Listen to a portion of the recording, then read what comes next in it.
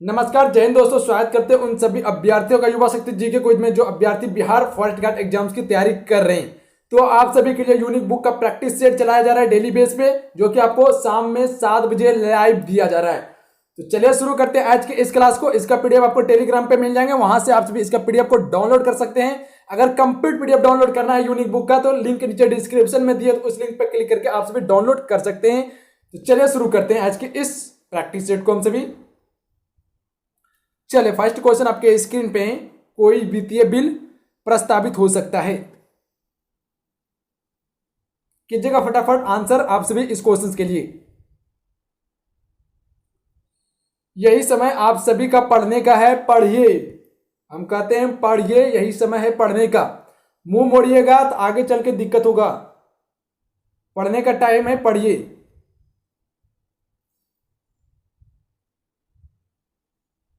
तो ये सिर्फ केवल लोकसभा में प्रस्तावित होता है। ऑप्शन बी राइट आंसर जाएंगे, नोट कर लेंगे आप सभी। नेक्स्ट क्वेश्चन देखिए, क्वेश्चन नंबर 2 के लिए राइट आंसर करेंगे आप सभी। भारतीय नागरिकों के मौलिक अधिकारों का वर्णन है। तो कई बार आप सभी को ये क्वेश्चन बता चुके हैं मौलिक अधिकार के बारे में। मौलिक अधिकार लिया गया है यूएसए देश से। यह है संविधान के भाग 3 में अनुच्छेद 12 से 35 में ही। Option number A right answer हो जाएंगे। चले नेक्स्ट क्वेश्चन देखिए, क्वेश्चन नंबर 3 पंचायती राज विषय है।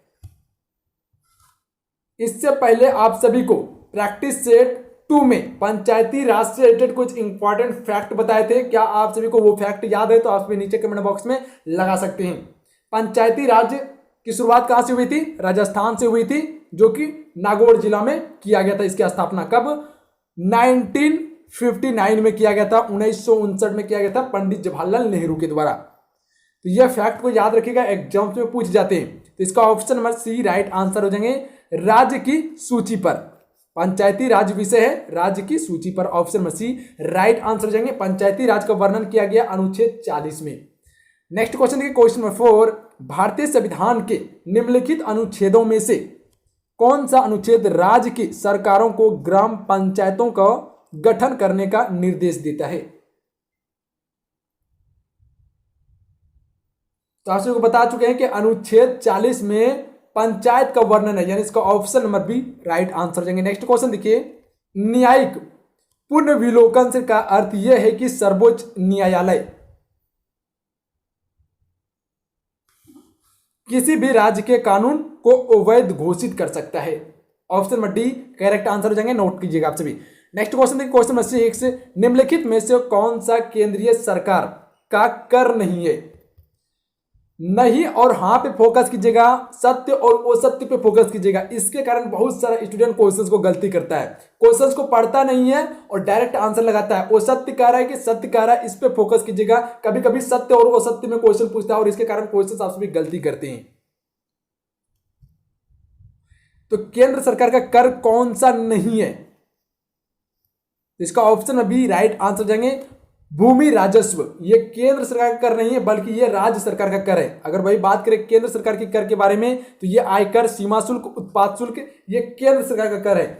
अगर पूरी डिटेल में बताएं तो इसमें जो कि केंद्र सरकार के अंतर्गत कौन कौन सा कर आता है? उत्पाद शुल्क आता है, निर्यात शुल्क आता है, आपका निगम कर हो गए, आयकर हो गए, आपका सीमा शुल्क हो गए, ये सभी केंद्र सरकार के अंतर्गत आता है। अगर वही राज्य सरकार की बात करें तो इसके अंतर्गत देखिए क्या क्या आते हैं? कृषि का कर, उसके बाद तंबाकू का कर, शराब का कर, अफीम का कर, बिक्री का कर, भू राजस्व कर, ये सभी राज्य सरकार के अंतर्गत आता है। जैसे उत्पाद का कर हो गया, ये सभी राज्य सरकार के अंतर्गत आता है, नोट कीजिएगा आप सभी। नेक्स्ट क्वेश्चन देखिए, क्वेश्चन नंबर 7 भारतीय रिजर्व बैंक ने भारत की विदेशी व्यापार में धन लगाने में मदद की।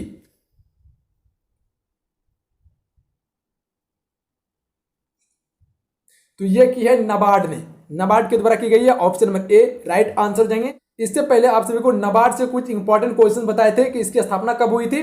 12 जुलाई 1982 को हुई थी। 1982 में इसकी स्थापना हुई थी। मुख्यालय हेडक्वार्टर का इसका मुंबई में है, नोट कर लीजिएगा। भारतीय रिजर्व बैंक की स्थापना कब हुई थी? 1 अप्रैल 1935 को कोलकाता में हुई थी, नोट कीजिएगा। 1935 में इसकी स्थापना हुई थी। 1 अप्रैल 1935 में इसकी स्थापना हुई थी। हेडक्वार्टर का है, मुख्यालय में है। अगर अभी के गवर्नर की बात करें, वर्तमान में आरबीआई का गवर्नर कौन है? तो शक्तिकांत दास है जो कि 25वें गवर्नर है। नोट कर लीजिएगा आप सभी। चलिए नेक्स्ट क्वेश्चन देखिए। अच्छा, आप सभी बताइएगा कि स्टेट बैंक ऑफ इंडिया की स्थापना कब हुई थी? बताए थे आप सभी को। सभी साथी नीचे कमेंट बॉक्स में आंसर करते जाएंगे कि स्टेट बैंक की स्थापना कब हुई थी और इसका मुख्यालय कहां पे है। नेक्स्ट क्वेश्चन देखिए, निम्नलिखित में से कौन वित्तीय संस्था विश्व बैंक समूह से संबंधित नहीं है?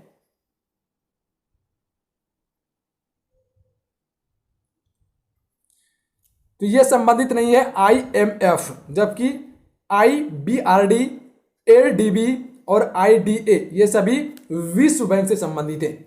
नेक्स्ट क्वेश्चन देखिए, क्वेश्चन नंबर 9, डॉट डॉट की सिफारिश पर बैंकों के ब्याज दर विनियंत्रण आधारित है। मतलब कि किसके सिफारिश पर बैंकों की ब्याज दर विनियंत्रण आधारित है?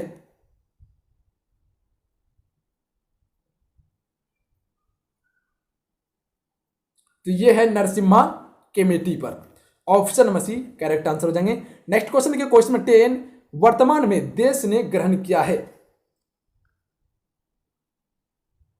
तो यह क्या है? चालू खातों की पूर्ण विनियमितता। Option number C correct answer रहेंगे। नेक्स्ट क्वेश्चन देखिए, क्वेश्चन नंबर 11 की ओर आगे बढ़ते हैं। क्वेश्चन नंबर 11 देखिए क्या बोल रहे हैं कि विश्व का कौन सा देश मुलायम लकड़ी एवं लकड़ी की लुगदी का सबसे बड़ा उत्पादक एवं निर्यातक है? तो ये है कनाडा। कौन है? कनाडा है। नोट कीजिएगा आप सभी। अगर बात करें कनाडा की तो इसकी राजधानी कहाँ है? ओटावा इसकी राजधानी है। कहाँ पे? ओटावा कनाडा की राजधानी है। अगर इसकी करेंसी की बात करें तो करेंसी कौन सी चलती है वहां पे? कैनेडियन डॉलर चलती है। कैनेडियन डॉलर चलती है कनाडा में। अगर इसके प्रधानमंत्री की बात करें वर्तमान में कौन है? Justin Trudeau. जस्टिन ट्रूडो वहां के अभी वर्तमान प्रधानमंत्री है। नोट कीजिएगा आप सभी। अगर बात करें USA का राजधानी कहाँ है? वाशिंगटन DC, संयुक्त राज्य अमेरिका की राजधानी वाशिंगटन DC है। अगर वहीं बात करें नॉर्वे की तो नॉर्वे की राजधानी कहाँ है? ओस्लो इसकी राजधानी है। अगर इसकी करेंसी की बात करें तो नॉर्वेजियन क्रोन चलता है। अगर वही बात करें स्वीडन की राजधानी कहाँ पे है? स्टॉकहोम इसकी राजधानी है। जबकि वहां पे करेंसी कौन चलता है? स्वीडन क्रोना करेंसी चलता है वहां पे। चलिए नेक्स्ट क्वेश्चन देखिए, क्वेश्चन नंबर 12, शुष्क भूमि के लिए सर्वाधिक उचित फसल कौन सी है? तो ये कौन सी है? मूंगफली है। नेक्स्ट क्वेश्चन देखिए, क्वेश्चन नंबर 13 की ओर आगे बढ़ते हैं। पृथ्वी परिभ्रमण करती हुई प्रति मिनट करीब करीब कितनी दूरी तय करती है? मतलब कि पृथ्वी परिभ्रमण करते करते प्रति मिनट कितने किलोमीटर दूरी तय करती है? 1 मिनट में कितने किलोमीटर दूरी तय करती है? 28 kilometre. Option number A correct answer रहेंगे। नेक्स्ट क्वेश्चन देखिए, सभी साथी लाइक जरूर कर दीजिएगा। आपका एक लाइक में मोटिवेशन करवाता है और हम आप सभी के लिए प्रैक्टिस सेट लेके आते हैं। तो आप सभी लाइक करने के लिए नहीं भूलिएगा और क्लास को शेयर जरूर कर दीजिएगा। आप सभी अपने फ्रेंड में शेयर जरूर कर दीजिएगा। सभी साथी से रिक्वेस्ट है शेयर जरूर कर दीजिएगा। और आप सभी डेली पढ़िए। पढ़ने का टाइम है फ्रेंड, पढ़िए। हम आप सभी को यही कहेंगे कि पढ़ने का टाइम है, पढ़िए। वर्दी के लिए मेहनत करना पड़ता है, बिना मेहनत का कुछ नहीं मिलता है। तो ये क्या मिलता है? नवीन मोड़दार पर्वत पर। Option number B right answer रहेंगे। नेक्स्ट क्वेश्चन देखिए, भारतीय परमाणिक समय एवं ग्रीनविच मध्य समय में अंतर पाया जाता है कितने का घंटे का? अगर हम सभी बात करें कि भारत का परमाणिक समय जो है वह 82.5 डिग्री पूर्व देशांतर है। कितने? 82.5 डिग्री। 82 डिग्री पूर्व, 82.5 डिग्री पूर्व देशांतर है, जो कि इलाहाबाद के करीब नैनी से होकर गुजरती है। कहां से? इलाहाबाद के समीप नैनी से होकर गुजरती है। यह भारत का परमाणिक समय, इसी से जो है कि भारत का समय निर्धारित किया जाता है। तो यह क्वेश्चन क्या बोले कि ग्रीनविच मध्य में कितने का अंतर पाया जाता है? तो भारत का परमाणिक समय एवं ग्रीनविच मध्य के समय 5.5 घंटा आगे है। मतलब कि 5.5 घंटा प्लस है। ऑप्शन में बी राइट आंसर देंगे। नोट कीजिएगा आप सभी। नेक्स्ट क्वेश्चन के क्वेश्चन नंबर 16, भारत के कुल भौगोलिक क्षेत्र में वन क्षेत्र कितना प्रतिशत है? मतलब पूरे भारत में जो है कि कितने प्रतिशत पर वन पाया जाता है? तो मात्र में 20.7% पर पाया जाता है। नेक्स्ट क्वेश्चन देखिए, भाखड़ा नांगल बांध किस नदी के ऊपर बनाया गया है? यह स्थित है पंजाब में, जो कि भारत का सबसे ऊंचा ये बांध है। तो यह बनाया गया सतलज नदी पर। नेक्स्ट क्वेश्चन देखिए, क्वेश्चन नंबर 18, असम कुल मिलाकर कितने राज्यों एवं केंद्र शासित क्षेत्रों से घिरा हुआ है? आप सभी को पता होगा कि असम जो है ये पूर्व की ओर पड़ता है, पर केंद्र शासित प्रदेश पूर्व की ओर नहीं है। एक ही पूर्व की ओर पड़ता है, अंडमान निकोबार द्वीप समूह। तो इसका मतलब क्या है कि असम जो है केंद्र शासित प्रदेश से नहीं जुड़ा हुआ है, उसका सीमा नहीं लगता है, सिर्फ राज्य का सीमा लगता है। तो ये 7 राज्य का सीमा लगता है। Option number A right answer हो जाएंगे। कौन कौन सा राज्य का सीमा लगता है, इस बात पे आप सभी गौर कीजिएगा। तो पहला लगता है अरुणाचल प्रदेश का, उसके बाद मणिपुर लगता है, नागालैंड लगता है, मेघालय लगता है, मिजोरम लगता है, त्रिपुरा लगता है और फिर पश्चिम बंगाल लगता है। कौन कौन सा, नोट कीजिएगा आप सभी। अरुणाचल प्रदेश, मणिपुर, नागालैंड, मेघालय, मिजोरम, त्रिपुरा और पश्चिम बंगाल का सीमा असम के साथ लगता है। अगर बात करें असम की तो इसकी राजधानी कहां पे है, दिसपुर में है। चलिए नेक्स्ट क्वेश्चन देखिए, क्वेश्चन नंबर 19। लक्षद्वीप में कितने द्वीप हैं। लक्षद्वीप भारत के पश्चिम की ओर पड़ती है, तो यह भी एक केंद्र शासित प्रदेश है, तो इसमें द्वीप की संख्या 36 है। नेक्स्ट क्वेश्चन देखिए, भारत में सर्वाधिक गेहूं उत्पादक राज्य कौन सा है।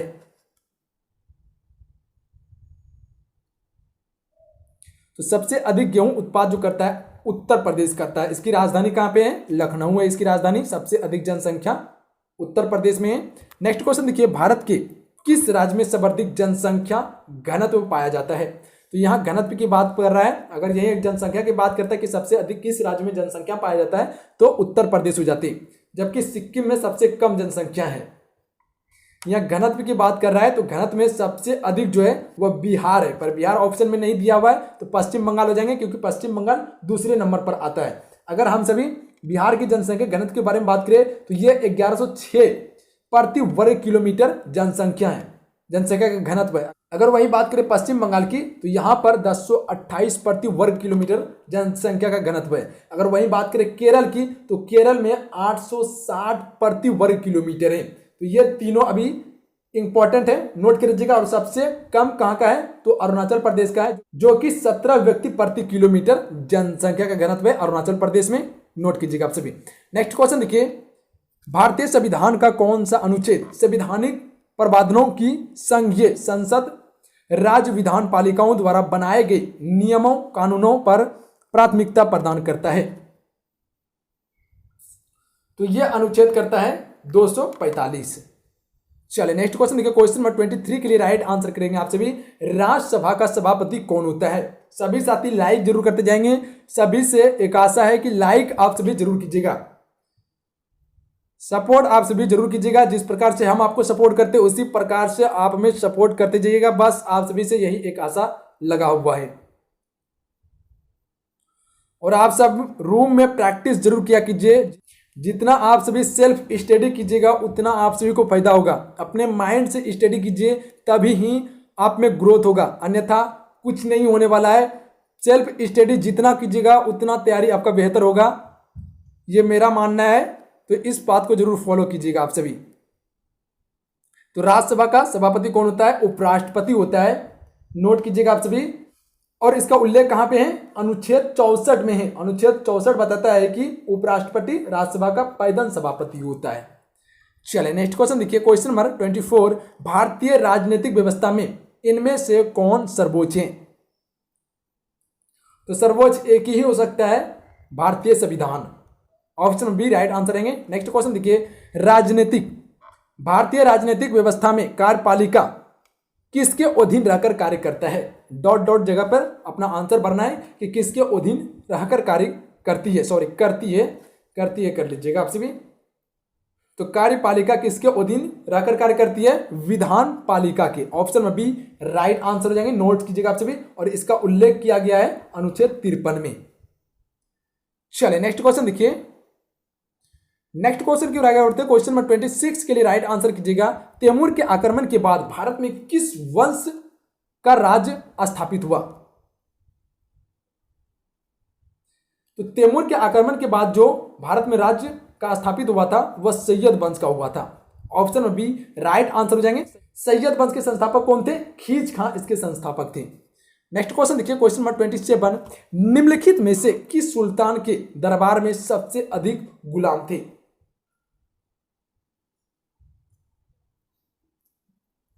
तो ये थे फिरोज शाह तुगलक के शासनकाल में। क्वेश्चन नंबर 28 देखिए, निम्नलिखित में से किस मुगल बादशाह ने अंग्रेजों को उनके व्यापार में मदद करने के लिए एक महत्वपूर्ण फरमान दिया था? ऑप्शन आपको नीचे देखने के लिए मिल जाएंगे। तो यह दिया गया था फर्रुखसियार के द्वारा। चलिए नेक्स्ट क्वेश्चन देखिए, क्वेश्चन नंबर 29 स्क्रीन पे, निम्नलिखित में से किस सुल्तान ने बेरोजगारों को रोजगार दिलवाया?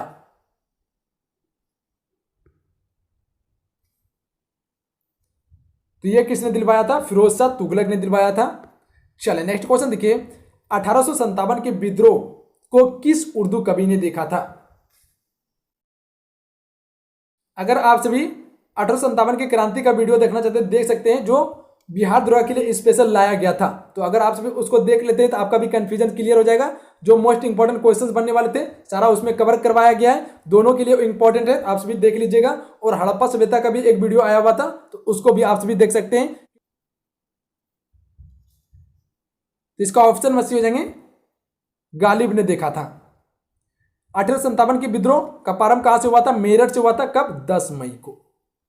यह क्वेश्चन मोस्ट इंपॉर्टेंट है जो पूछी जाती है आपके एग्जाम्स में। सबसे पहले किसने बलिदान दिया था 1857 की क्रांति में? तो मंगल पांडे ने दिया था। यह भी क्वेश्चन पूछते हैं। नेक्स्ट क्वेश्चन देखिए, दो उत्तरोत्तर श्रृंग अथवा दो उत्तरोत्तर गर्त के बीच की दूरी को क्या कहते हैं?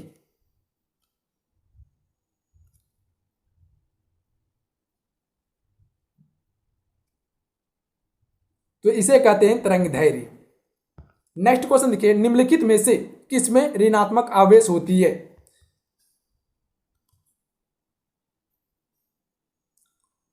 बीटा किरण में ऋणात्मक आवेश होती है। ऑप्शन में सी राइट आंसर रहेंगे। नेक्स्ट क्वेश्चन देखिए, जिस तत्व के परमाणु में दो प्रोटॉन, दो न्यूट्रॉन, दो इलेक्ट्रॉन हो, उस तत्व का द्रव्यमान संख्या कितना होगा? अगर बात करें तत्व की द्रव्यमान संख्या के बराबर, तो इसका होता है इलेक्ट्रॉन की संख्या प्लस न्यूट्रॉन की संख्या, उसके बाद प्रोटॉन की संख्या प्लस न्यूट्रॉन की संख्या। न्यूट्रॉन न्यूट्रॉन कट जाएगा, आपका दो दो न्यूट्रॉन है, दो दो न्यूट्रॉन कट जाएगा, उसके बाद बच जाएगा आपका दो इलेक्ट्रॉन दो प्रोटॉन बन जाएगा। मतलब कि दो इलेक्ट्रॉन हो जाएगा प्लस दो प्रोटॉन हो जाएगा। तो इसका ऑप्शन बी राइट आंसर हो जाएंगे, 4 हो जाएंगे। नेक्स्ट क्वेश्चन देखिए, निम्नलिखित में से कौन सी इलेक्ट्रॉन संरूपण धातु तत्व के लिए होती है? ऑप्शन आपको नीचे मिल जाएंगे देखने के लिए। तो इसका option number A right answer जाएंगे, 2 और 8 होती है।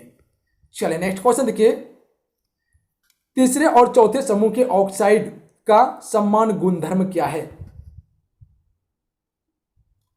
तो इसका right answer option number D जाएंगे, उपयुक्त सभी हो जाएंगे, बेसिंग और एसिड, फिर बेसिंग और acid. Option number D right answer हो जाएंगे, तीनों सही हो जाएंगे।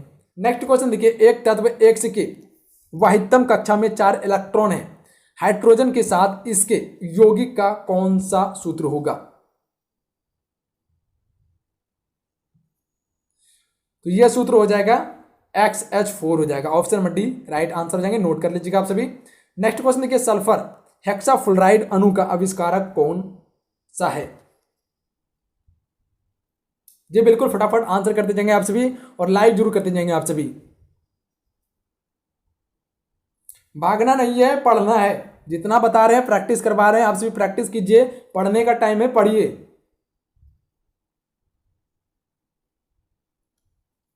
तो इसका ऑप्शन बी राइट आंसर हो जाएंगे, अष्टफलकीय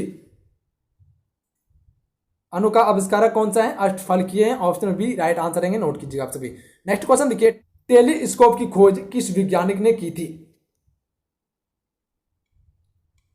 तो इसकी खोज की थी गैलीलियो के द्वारा, टेलीस्कोप का, और इसकी खोज हुई थी 1609 में। 1609 में इसकी खोज हुई थी, और गैलीलियो कहाँ के वैज्ञानिक थे? इटली के वैज्ञानिक थे ये। नेक्स्ट क्वेश्चन देखिए, इस सदी की शुरुआत में हवाई जहाज का आविष्कार किसने किया था? तो इस सदी के शुरुआत में हवाई जहाज का आविष्कार राइट ब्रदर्स के द्वारा किया गया था। नेक्स्ट क्वेश्चन देखिए, केसरुक रज्जु में से कितने जोड़ियां तंत्रिकाएं निकलती है? तो इसका राइट से ऑप्शन में से जाएंगे, 33 जोड़े पाए जाते हैं।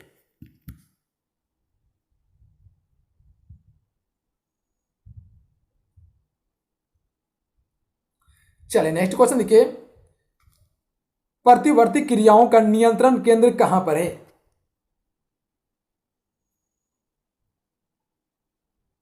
तो ये है कैसे रुक रज्जु में। नेक्स्ट क्वेश्चन देखिए, थायराइड ग्रंथि से थायरोक्सिन स्रावित करने के लिए उत्सर्जित करने वाली अंतःस्रावी हार्मोन कौन सा है? आप सभी साइंस पे फोकस कीजिए क्योंकि 25 क्वेश्चन पूछे जाएंगे साइंस से, उसके बाद जनरल अवेयरनेस से 30 क्वेश्चन रहेंगे जिसमें कि करंट अफेयर भी पूछे जाएंगे उसमें। तो इसका option number A right answer हो जाएंगे, TSH होता है। नेक्स्ट क्वेश्चन देखिए, निषेचन की क्रिया कहां पर होती है? ये कहां होती है? अंडवाहिनी में होती है। नेक्स्ट क्वेश्चन देखिए क्या बोल रहे हैं कि पीतल के बर्तनों को कलई करते समय गर्म बर्तन के सफाई के लिए प्रयोग किए जाने वाला ओमिनियम क्लोराइड चूर्ण से निकलने वाला धुआं है। तो यह कौन सा धुआं निकलता है? जी बिल्कुल, कौन सा निकलता है? ओमिनिया और हाइड्रोक्लोरिक एसिड निकलता है। Option number D correct answer रहेंगे, नोट कर लेंगे। नेक्स्ट क्वेश्चन देखिए, निम्नलिखित में से कौन सा विटामिन की खून के जमने में आवश्यकता होती है? खून के जमने में आवश्यकता होती है किस विटामिन का? विटामिन के का। विटामिन के का option number D right answer हो जाएंगे, नोट कीजिएगा आप सभी। और इससे पहले आप सभी को बताए थे प्रैक्टिस सेट 2 में vitamin A, vitamin B, vitamin C, vitamin D के बारे में। तो आप सभी डिटेल से विटामिन का रासायनिक नाम और उससे होने वाला रोग को बताएंगे आप सभी कि देखिए कितने क्वेश्चन आप सभी याद करके रखे हुए हैं। नेक्स्ट क्वेश्चन देखिए, एल्कोहलिक खोमीरन का आखिर उत्पादक क्या है?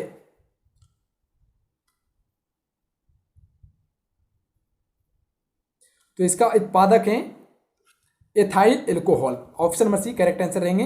नेक्स्ट क्वेश्चन देखिए, निम्नलिखित में से कौन सा हार्मोन है?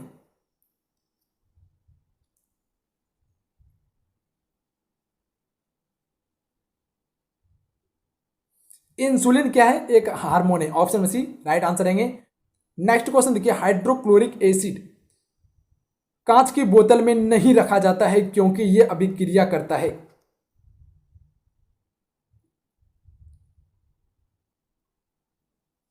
तो इसका option number D right answer हो जाएंगे। किसके साथ अभिक्रिया करता है? कांच की सिलिकॉन डाइऑक्साइड के साथ।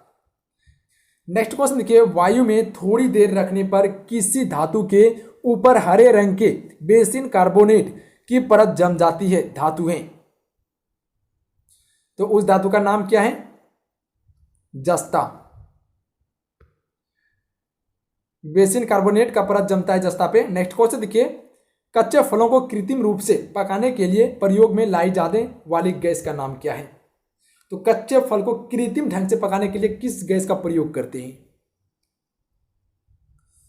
एथिलीन का प्रयोग करते हैं। कच्चे फल को पकाने के लिए एथिलीन का प्रयोग करते हैं। नेक्स्ट क्वेश्चन देखिए, विस्फोटक नाइट्रोग्लिसरीन एक है।